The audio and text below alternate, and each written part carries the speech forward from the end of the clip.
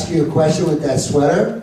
I love that dog. Oh, thank you. It's a beautiful dog. Oh, thanks. Yes. What is, you can't hear me. That's like a snub, not a snub, A Boston Terrier. no. Is that a terrier, Boston Terrier? I think it is. I have a Is that a pug? Labradoodle, so I don't know. I'm not sure. I think it's a Boston Terrier, yeah. You have a dog? I got 5. What dog, what kind do you have? I've got a Pomeranian, micro Pomeranian. Micro. Yeah, that real tiny. Then I've So got it's a, extra tiny. I've got a pocket Chihuahua, which is 2 pounds 9 ounces, no more than that. I've got a mutt, half pit bull Chihuahua mutt. Ooh. Then I got a Yorkshire Terrier, and then I've got a police trained shepherd. Oh, wow. Big. I'm trying to think of the, how you mix between a Pit pit bull. bull and a I don't know. chihuahua. Well, Paul I want to Rodriguez, see that mating Paul dance. Rodriguez gave me that dog. Yeah, I've Just a got, little dog. All jaw, right? yeah. Have you gentlemen ever been to Oklahoma before? No, I have not. I have. Very cool. Very cool. 1964, I got roots here. 1964. Yes, Want to buy sir. some land? Yes, sir. I wanted to ask you guys if Read that.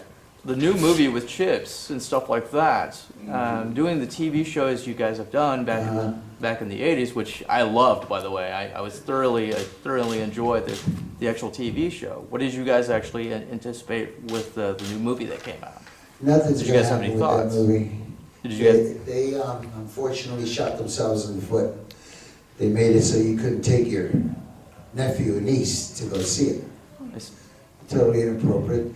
Dax just licensed the name, and that was it. Yes, sir. And he did his own thing on it. Was Rosner involved in that? Rosner, I actually, thought his name was heard- on it, but No, it actually, surprised me. I have to tell you off script. All right. Of course. Getting into family business here. To hear that. Did you guys have a favorite moment in Chips, the TV show, as well? We had great moments. Yes, many sir. Did you guys have a moments. favorite moment that you guys are able to talk about on camera? No. No, we had one. You know what? They were all favorites. I'm a cop lover from the age of 4, so for me, putting on that uniform was like, you know, something I always wanted to be a cop, but I got bit by the acting bug chasing the blonde at 18, and I ended up becoming an actor chasing that. But I love that part of it. Every morning you put it on. Hey, quiet out there, working here. It was great putting that uniform on every day and then jumping on the bike and riding up to the set. That was a good part. That was a lot of fun. I liked it. I think for our kids, for me anyway, for my kids, let's see if this works, testing, 1, 2, 3. So you can hear me anyway, right? Yes, sir. Yeah, so I don't need that here, thank you, thank you. I very need much. it because I'm sorry. So, you know, one day I went to Toys R Us and took my boys and they were buying toys or something, and then they said, Dad, you're an action figure. And those kinds of moments are fun for a parent or a father, is that your kids were, wow, this is really cool, you know. And then to see your kids watch you on TV as little boys, it was cool. As they got older, it was dorky. But, you know, it was fun. And I think those are the big moments. There's all kinds of neat moments that we had that, you know, with police officers that we met that during the years became policemen because of Chip, so it's always a compliment.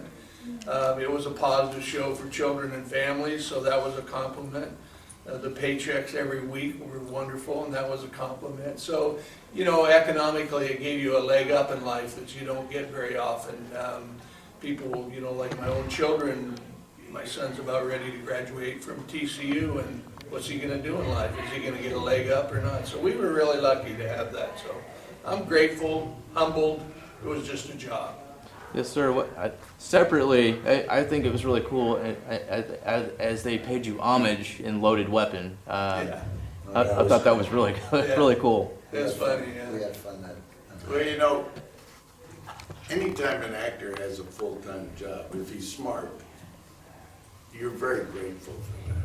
I mean, that just doesn't happen very often. When you look at how many people in any given week are working or members of our union who are actors, she's probably less than 5% are working. Yes, sir. And to make a living in this business is not easy, and have been able to do it is a privilege. And it's good to look at it as that. When your head gets too big, it doesn't work for you. That makes sense. And with that in mind, do you have any advice to new upcoming actors that are just now getting into the branch of acting, producing, directing, and all of that? You know, in a way, when people do ask me about that, because it was said to me by the person I went to, you give them all the bad things, and if they can overcome that and they still want to do it, God love them, you got to do it. But you got to be ready for disappointment, boy. 'Cause there's a lot more rejection than there is. You got to develop a thick skin. But it's a great business. I mean, I couldn't be happier being in it, and I know my friends here agree. It's a great business to be in. It really is. I mean, and Fun.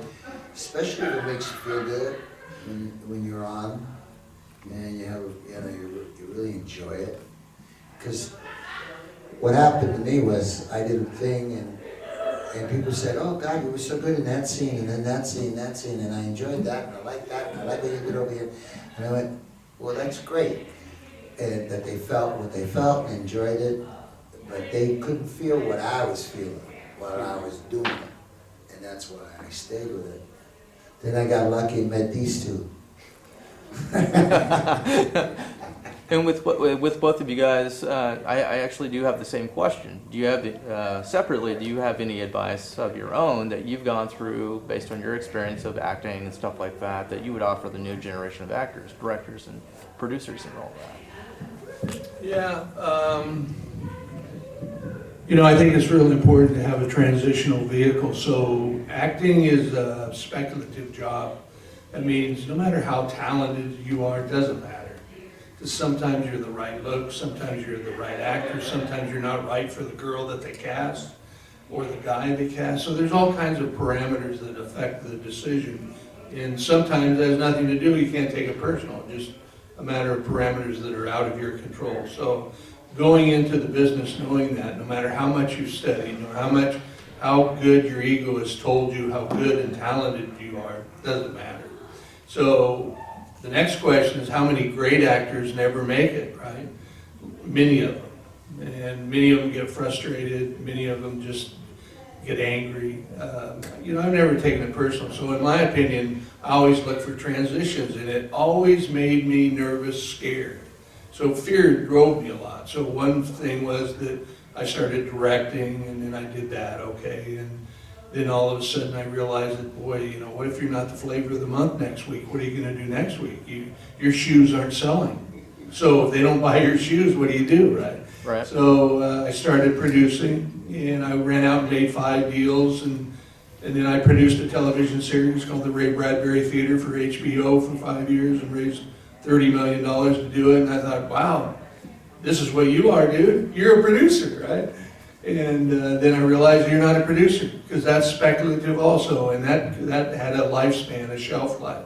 So entertainment careers have shelf lives, and I think it's really important to be able to transition with self-respect.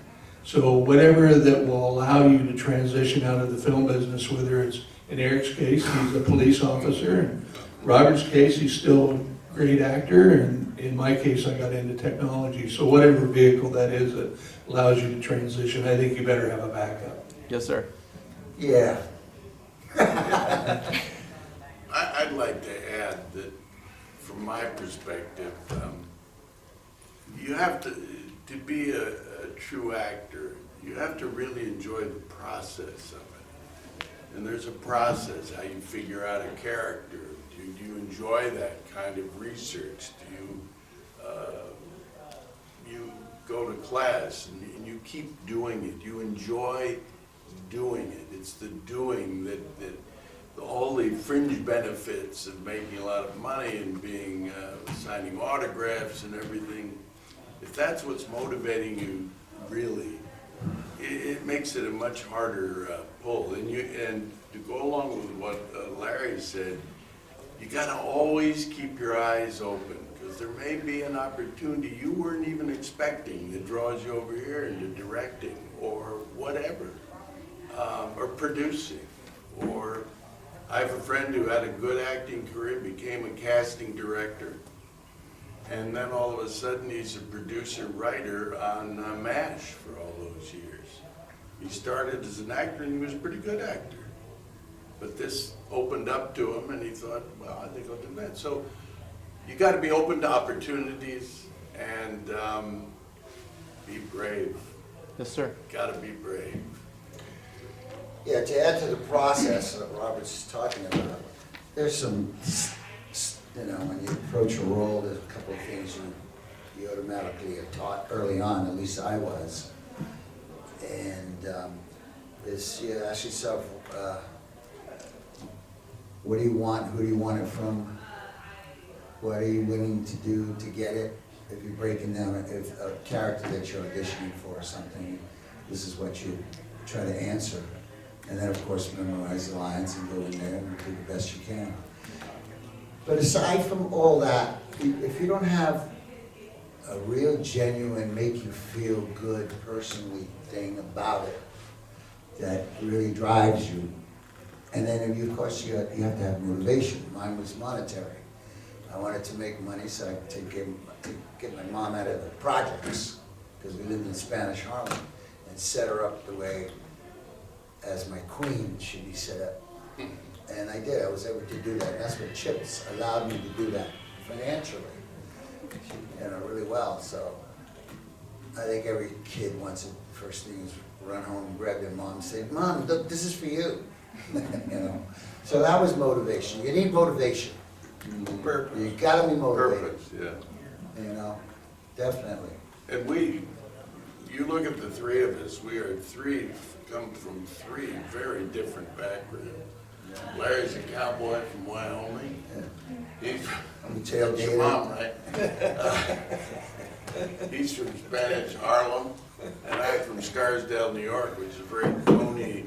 I never had to worry about a thing money-wise. So, I mean, it's, and we all find ourselves good friends and doing a And show don't take together. no for an answer. I have a couple of questions. We're parenting publication people, so you mentioned children and being proud of what you did for your children and the show that they could watch, and also thinking about process. We're a very product-oriented culture. We don't think about the joy of the process of doing things. We think about, I want that. First, are there shows that you think are comparable to, say, Chips, or shows that are great for kids to watch now? Do we have that in our culture as much? And what about, how do you impart that idea of process to children in a product-oriented culture? More or less, where can you park your kid for an hour in front of the TV and not worry about what they're gonna hear or see? Yeah. Basically, I don't do a lot of TV now. I do a lot of news, and I watch the news a lot, and then I'll watch Life Below Zero. I love that show. It's a survival in Alaska. I can't really answer that because I don't really know. I don't really watch. I don't sit and watch anymore like I used to, because I'm not chasing that plane down the runway anymore. It's when we did our show, there were, I think weren't there just 3 networks then? Was Fox started? Yeah. No, there were just 3 networks, and they all were looking for eyeballs the same way, and they wanted shows that the family could watch, and that's what ours was, an 8 o'clock show, and was designed that way. I actually have a a note from the creator, Rick Rosner, is his pitch to NBC. This was a show, you could sit down, mom and dad, the kids, watch it. 5 minutes later, you can forget it. It all wraps up at the end neatly, and it was great. We never drew a red weapon on it. We were very proud of that. And nowadays, it's a much more difficult landscape. It is cluttered with stuff, which for an actor is wonderful. The stuff on cable is very adult. It's very rich, very real. It's really good. A lot of it is great content. A lot of it is very violent. A lot of it takes a lot more for a parent to watch the screen. And those little iPads that those kids can get into, my God, and the games they play, I wouldn't want to be a parent. I mean, I have a grandson that fortunately he's a smart kid, and he'll listen to what you're saying, but it's a much more challenging thing. Of course, I think the stuff they must have on PBS, Sesame Street, and that stuff is still a good bet. But it's a lot harder to find that good stuff, and it's much more challenging to the parent It's a to find family it. show, yeah. And I'm quite sure it's there, because I know there are people who want to make that content for people, but it's a lot tougher. Yeah, it's a fascinating subject, that question you asked for me. I really, really enjoy it. Could spend 15 minutes on it, which I won't, by the way. But he'll keep showing me pictures, and I'm gonna get confused. There's a website that's my favorite website that you may like. It's called Parenting 2.0. And Parenting 2.0 is about simple things that are what I call foundational structures or architectural basics for the development of an individual, specifically children. And I have a website called Flowers and Gardeners. And flowers, of course, are the children, and the gardeners are the parents. And so, you know, often with kids at risk and homeless children, there's a lot to be gained by this website, Parenting 2.0, one of which is what I call a report card on the basics of everything from financial literacy to other things that you need is your really basic component that they don't teach in school. And, you know, teaching values and love and so on that sounds trite and indulgent because it's almost anachronism today where, you know, values have gone either out the tube or have vacillated. So how do you bring values when a kid goes to school and listens to rap music using F and 4-letter words every other song and seeing visuals that are basically overt porn? How do you transition that kid? So the responsibility to me, notwithstanding all the problems we have with homeless children, the largest growing segment of the homeless society, which says a lot, is education. And so the responsibility of education and embracing and nurturing the individual becomes a much larger responsibility today in the parent. So the gardener, to me, of the flowers has a lot to learn. We need to get our master's and PhD as parents in any and every way that we can absorbing information. And to answer your question about what would you recommend to watch today, not unlike what Robert said and Eric inferred, was there really is hard to watch TV today as a kid. There isn't a whole lot. There's either really dorky stuff that's beneath them, that isn't hep enough, right, or cool, or it's the other end of the spectrum. There isn't a chips. Sometimes people say, well, would chips work today? Probably not. It's just, you know, isn't edgy enough. And so if you produced it, would you change it? Probably. But unlike what they did in the movie, I think that you could still do a show that communicates the importance of integrity and loyalty and values in a system that can be subtle, subliminal, and overt. And if you can do that, you know, that's the responsibility of the filmmaker, to do better films that suggest that. And it's not easy to write that stuff. You can do a faith-based movie that says all the right biblical verses on scene 3 and scene 57, but dude, it's boring. Yeah. You know, you got to write it with intellectual capability. So I think Chips is in the reruns of MeTV, Forgive the Indulgence, is a great show for families to see. And, you know, it isn't Gone with the Wind, but it was a good show, good Which one? family show. I would. Chips, yeah. Chips, yeah. Is there- It's on Amazon Prime right now. Is there any current projects that you guys are able to talk about on camera that you guys are working on currently? Well, I'll talk real quickly. I just finished working with Robert in a small role, which was kind of fun, on a movie about Make-A-Wish Foundation. Yes, sir. Eric was one of the key guys in the original part of Make-A-Wish Foundation, and Robert will tell you more about it, but I just did a cameo, but it's kind of neat to do something with your old buddy, Yeah, right? right, Sorry. it was fun. And they gave me some wardrobe that looked like was for a guy 8 sizes bigger than me. But okay, I'll wear it, you know. You don't have any budget, this is what I'm wearing, okay. You know. I kept telling Larry, we should ask him for the suit, get you the suit. Yeah. Great looking brown, Ugly suit. ugly suit. No, it was really great because I didn't realize it, but Make-A-Wish Foundation, it started in Arizona with the Arizona Highway Patrol. That they called up, a woman called up and said her son, this was 1980, loved the TV show Chips.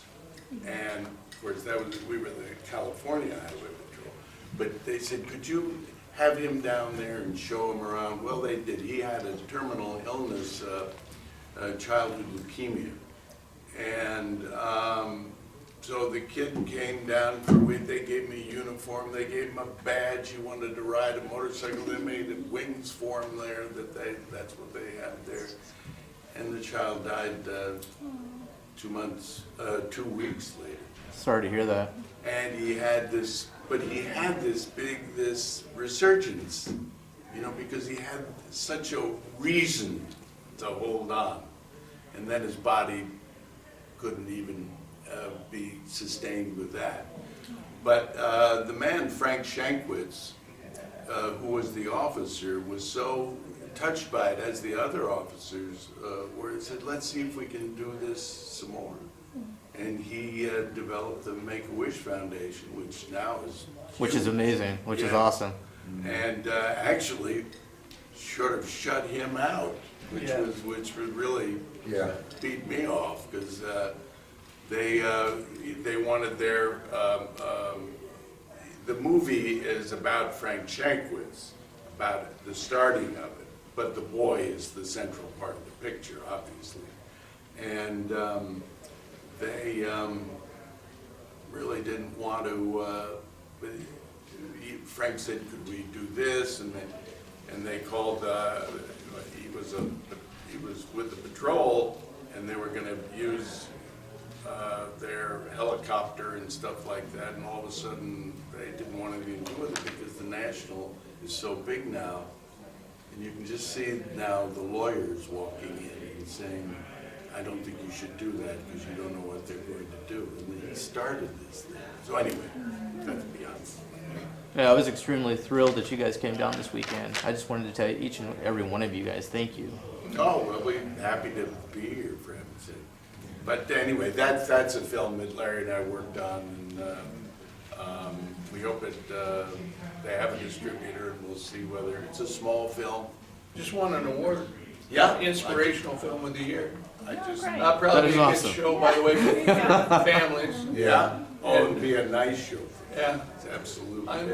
I'm producing a movie called The Amy Beale Story, The Night of the Great Storm, which is about a Rhodes Scholar, American Rhodes Scholar who went to South Africa during the Nelson Mandela era and was murdered.